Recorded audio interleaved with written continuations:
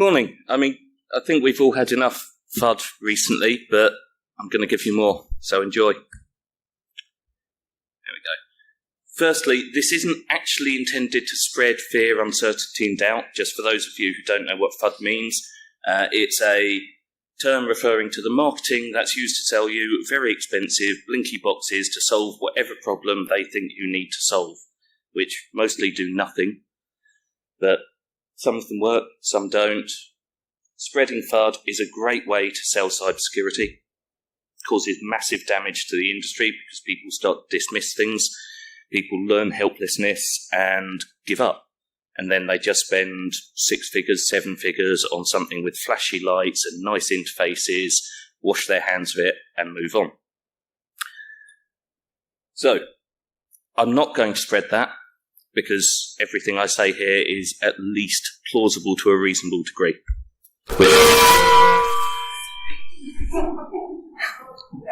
Dramatic sting, wonderful.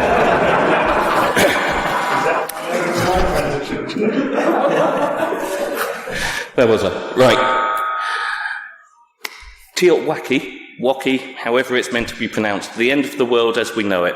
Term used by preppers and other people to talk about a change in the world that renders it unrecognisable to what it was before.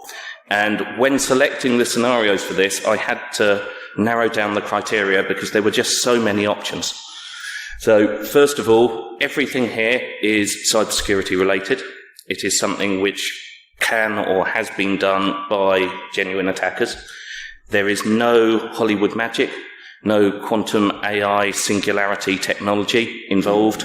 So everything is theoretically possible. I also wanted to make sure that the crisis would be at least national scale. If I went on town scale, it got far too easy to find scenarios. You know, poisoning a water supply wipes out a town but doesn't end the world on a national scale. No cyber magic, no nation-state actors. So these had to be within reach of smaller groups than entire nation-states. Had to be purely cyber. So no launching missiles alongside it, no running tanks into the middle of the road, although that is relevant to one of them, and had to be a reasonably short timescale. So that did sadly exclude Facebook from the list, because that's over a longer timescale, but there's enough of them anyway. First of all, we have utilities, so water, power, everything that you think of that society now depends on, absolutely, to remain in a recognisable state. And this one has happened a few times. There was a dam in New York where it was compromised in 2013. They were extremely lucky because the release controls were disconnected for maintenance at the time. Otherwise, the people who'd managed to break in could have decided to release the water. That would have meant no power and massive flooding over New York. Not really what you want, still on a town scale. More usefully for end-of-the-world stuff, you may remember in 2015, Ukraine, the power grid was taken out nationwide. Now, it happened again in 2016. The lovely one with this is that the attackers were actually quite nice. When they disconnected the power, they just left it disconnected. It was entirely possible, with the access they had, to reconnect it out of phase, which would have meant rather than a 6-hour outage, they would have destroyed the entire grid in a way that would probably not have been recoverable for days, weeks, maybe months, because you've got no power to make these things possible at that point. And that would have been trivial for them to do. The more and more we build central control into critical national infrastructure, the more vulnerable we are to these things on a national scale. Just to add to the Ukraine one, same group of attackers, they were definitely not nation-state, same group of attackers carried out a denial-of-service attack against the customer phone lines. So people who'd lost power couldn't even dial in and report it. Now, this one's one of my favourites and is the closest to sci-fi in this, but every single step of it is theoretically possible and has been demonstrated. DNA desktop synthesizers are now available for about €15,000. A few months ago it was 20,000, so they're coming down in price. So you can buy one of these, and the cartridges of amino acids that let you construct your own synthetic DNA are cheaper than your inkjet cartridges. Not exactly difficult to get hold of. There is no real way to prevent people creating harmful strains of DNA with these, because it's just so unpredictable what interactions will be. There is an attempt to have a list by some of the people who send synthetic DNA by mail order, but most of them don't bother because it's a lot of work. And in 2017, a couple of researchers published a paper which frankly terrified me, where they resurrected a variant of smallpox, or a relative of smallpox. So it was an extinct variant called horsepox, had been completely wiped out, didn't exist anywhere. And they mail-ordered DNA samples, recombined them, integrated them into a bacteria, E. coli I believe it was, in a way that meant it was now infectious again. Supposedly they destroyed the samples. There were some criticisms of the work from people saying this is horrendously unethical. Why on earth would you resurrect extinct viruses that weren't harmful to humans and don't need any new vaccines created? But, researchers. Cost of doing that at the time was about $100,000. Now, most of that was the researcher time, so that's roughly 2 postgrad students for about a year. The mail-order samples, you're looking at a few kilobytes of data, and you're talking pennies per genome pair, so very easy to do. But if you've got your own synthesizer, even better. Another fun fact about those synthesizers, they are sold with network cards. So they can be plugged into the internet and remote controlled.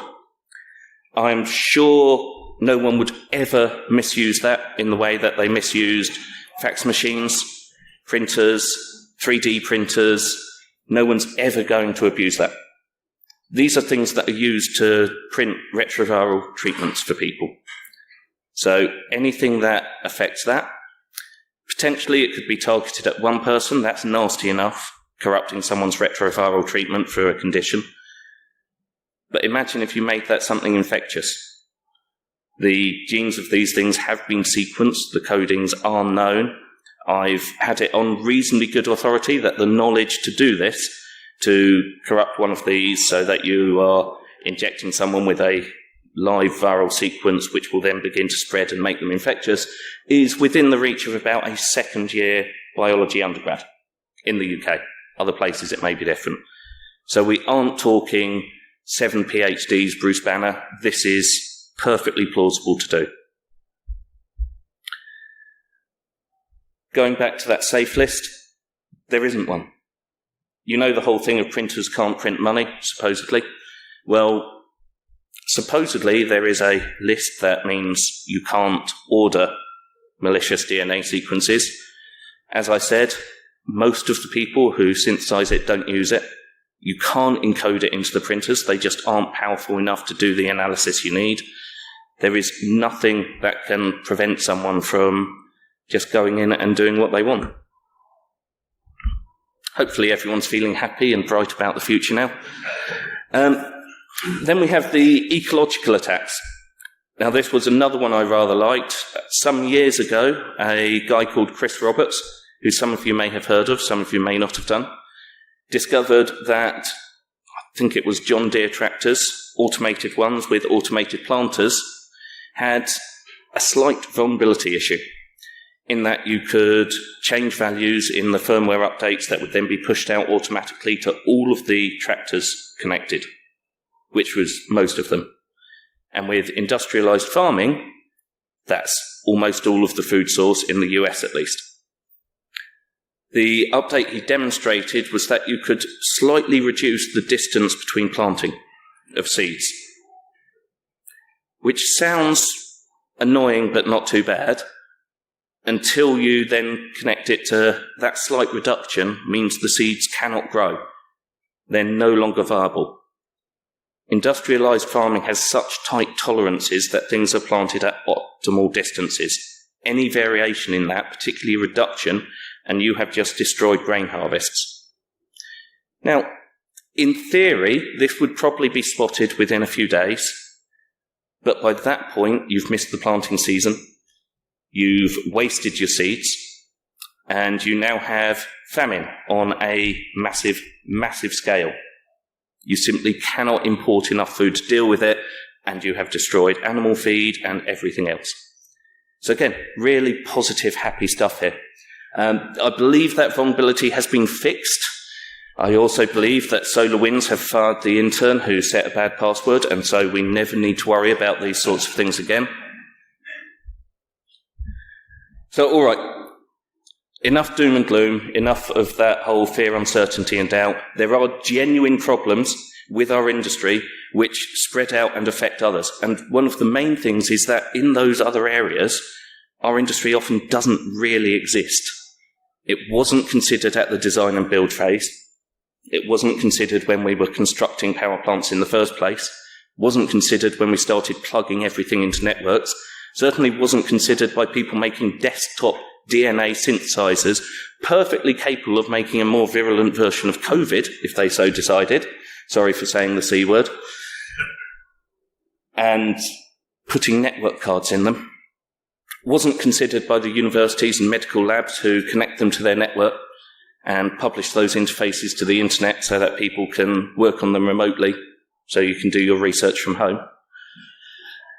Wasn't considered by John Deere when they looked at all of these really tight tolerance systems and didn't consider the data integrity. They made it something that could be adjusted, and they made it something that could be adjusted at scale. So what can we do about it? Well, we can go forwards and try and improve things and look at not just testing at the end, but really look at security by design.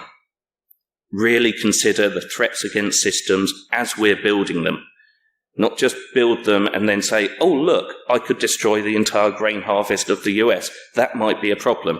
It's okay, we'll put a patch on it. You can engineer systems safely. You can build systems so that they are actually secure. I know there's this whole idea of it's not if, not but when, and that there's no perfect security. It's wrong. You can build things with good enough security that you're not going to get existential threats out of them. So that's part of it. Backup option. Locust farming is cheap. Locusts are tasty. They're crunchy. You can season them well. They're highly nutritious. You can do it fully off-grid, and you can be self-sufficient. So just so you're aware, there is a backup option. But really what we need to be looking at is distributing security.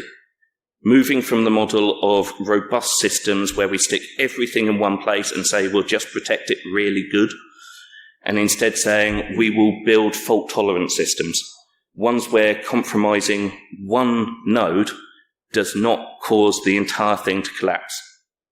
Yes, it's less efficient. It's less profitable. There is wastage when you do a resilient system. But if you break part of it, you root around the damage, you heal, you can recover, you can restore from other areas. We need to be looking at anything critical at distributed, decentralized security. That was rather faster than I thought it would be. So, are there any questions from anyone? I mean, one I often get asked about when I talk about this is nukes, because they come up. I did consider building that in, but the problem with nukes is that they're not actually that national scale unless you're launching a lot of them. And on top of that, the paper that I read, I couldn't find when I was putting this talk together. But there is supposedly a fail-safe system in certain countries' nuclear weapon systems where if they don't have a code entered every 24 hours, they switch to an open radio relay. It's a dead man switch, with the idea being that you can fly a plane over, broadcasting the launch code on a particular frequency, and it will then launch. Problem is, nuclear facilities or nuclear weapon facilities are very boring places to work. Many of the people working there actually played games such as how long can we leave it, how close can we get to midnight before we put the code in. The record was 72 hours after midnight, so there was an open relay for that long. And this is hearsay, I will point out, so don't quote me on it. There was an example where junk data was found in the buffer of a nuclear missile because something had just been broadcast on that frequency and it had picked it up. Now, yes, it's a long code. The chances of hitting it purely at random are low for any particular instance, but you could potentially just run around broadcasting on that frequency loads of random strings and get a potential launch. But that's still just one missile. It's not bad enough to qualify for this. Any questions? Cemetery, like the area of 4 or 5 villages. And mostly there are old people in the area, or it's a cemetery that's big and it's stone. But apparently, people who died and were buried there, they have smallpox or something else. So is it the case that I can always do it, but with the trouble, I go along and take out the funeral and make use of it? Is it long dead? It's probably long dead and not in a recoverable format, but you don't really need to bother because the genetic sequence for smallpox is available on the internet. So you can just download it and print it if you want. Do you think we'll get a whole new set of...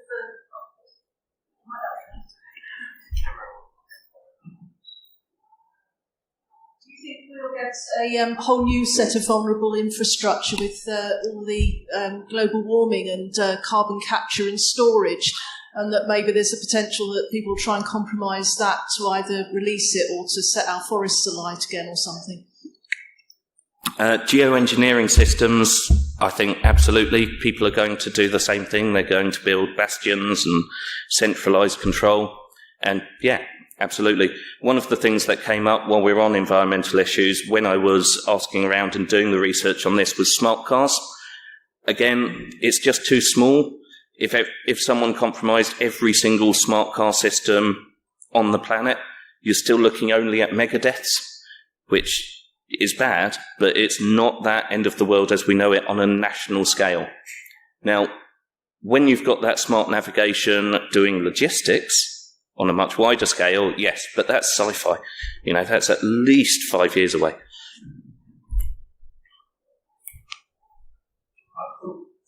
Yeah, thanks. The slide on ecological one, where you said the systems in the US, they were recalibrated to plant the seeds too close to each other. You mentioned that it's probably going to give rise to no seeds germinating, which kind of said, or there will be a survival of the fittest, you know? Yeah. One will perish, the other will probably. So it probably wouldn't have been no seeds germinating at all. It would have devastated the harvest because they cannot grow fully at that closer distance. So root systems get entangled, they're not getting enough nutrients, so you've massively reduced the harvest because it's so precisely calculated. And this is the thing, this is robust versus resilient. Having those really tight tolerances is great for efficiency. It's great when you've got everything perfectly controlled, but robust systems are fundamentally fragile. When they break in a big way. Resilient systems, if you had a tolerance of an extra inch in that, with safety margins that you couldn't reduce the number below that, you'd have been fine. With your look at the DNA desktop synthesizers, Yes. Is there any way of fingerprinting those? Did you have a look at show that to see if you can find any of them?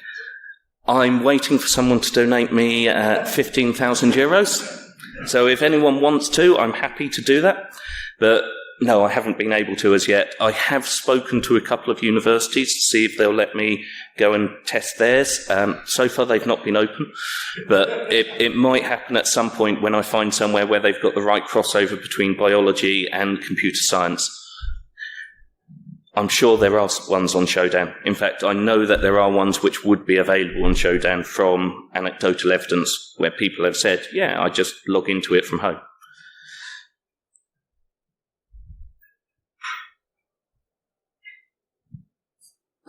One of the big issues in in history is that a lot of big historical end of the world as we know it events, not necessarily to do with cyber, usually tend to rely on the crux of one individual being oh, I know, let's do this. And another theme that I'm sort of seeing here is it could just be one bored individual goes, oh, I know, I'll hack into a tractor, or I know, I'll buy a synthesizer and code my own virus. So what is preventing the end? Basically, it's a bit of a broad question, but what is preventing the end of the world as we know it from happening? Surely it's pretty much guaranteed that there's going to be some random bored individual in the future who just goes, oh, I know, I want to, cause the apocalypse. I think there are various things. Partly it's luck, no one's done it. Partly it's that this sort of thing is not necessarily widely known. We are still a very small industry. And even within the industry, most people don't necessarily cross too much into other domains. And this requires looking at those different domains and building up a holistic picture. So you've got a small number of people who could do this sort of thing, and most of them are fairly well educated and comfortable and don't necessarily have the motivation. Because if you're one individual doing it, you would need to have a degree of persistence or a lot of luck. The other part of it is the people who could do it and are malicious are generally much more interested in profit. And frankly, doing one of these sorts of attacks would bring far too much attention on them. They're much happier doing ransomware. It's cheap, it's easy, customer service is great. Ransomware provider, one of the fastest growing industries in the world. But saying that no one's done it, the Ukraine is the example I'd look at. It has happened. It has been used, in that case, in coordination with a physical attack. But again, if they'd been slightly more malicious about what they did to the power grid, you probably wouldn't have needed that physical attack. You could have just left the country to fall apart.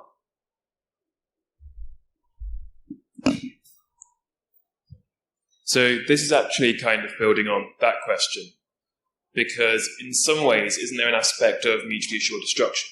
As you said, whoever attacked Ukraine, maybe one of their big neighbors, decided not to blow up the entire Ukrainian grid, knowing that if they did, it would end in a hot war. So do you think with aspects like this, when it comes to superpowers, APTs, things like that, they're less likely to do it knowing the consequences, whereas an individual who have their own issues, who happen to get the ability as costs get lower and more, and everything becomes easier to do, that could be more where the real risk comes from, because for the big powers, they know it just escalates. Yep, absolutely. I think in the case of Ukraine, a large part of the reason they didn't do that was because they wanted the infrastructure intact, rather than necessarily out of goodwill. But yeah, as these attacks become easier, which they will do, these systems are getting both more centralized and more complex, and more complexity means they're more vulnerable. Then it will become easier and the bar will be lowered. But yeah, there is a degree of mutually assured destruction. If you destroy America's grain harvest, they're not going to just take it on the chin. There will be consequences for the rest of the world, and the same with any other nation state of a reasonable level of power.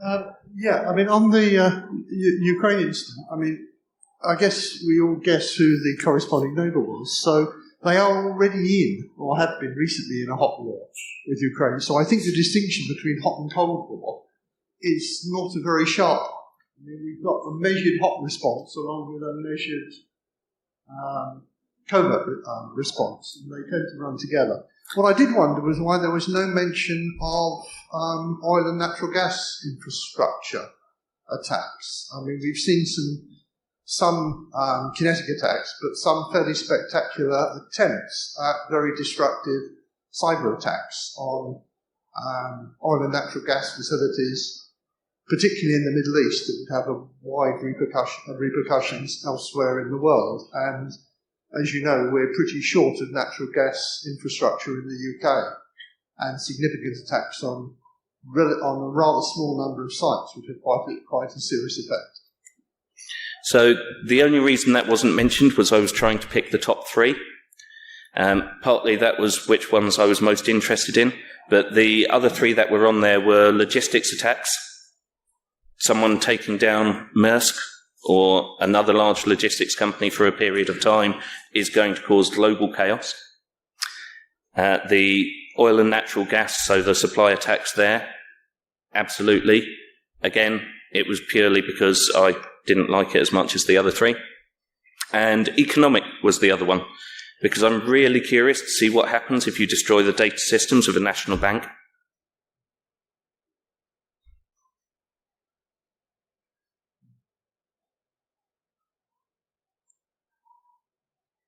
Deathly silence. Hopefully I haven't depressed you all too much.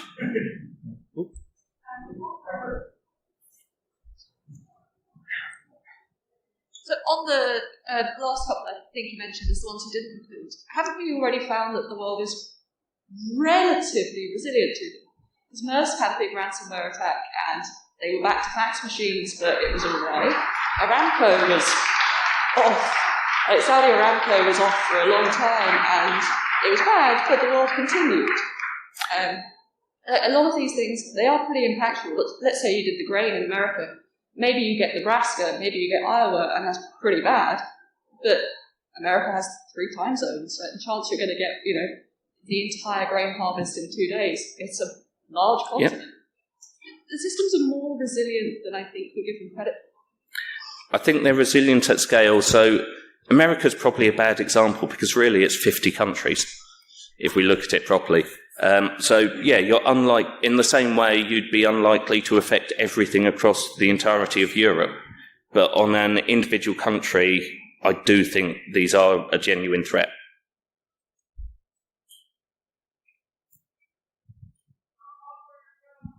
I don't think there's any more questions, is there? Any more for any more? Huh? I promise the rest of the talks are much more optimistic than this. Well, yes, after James has depressed us all with a nice morning talk, I think we all owe him a nice round of applause.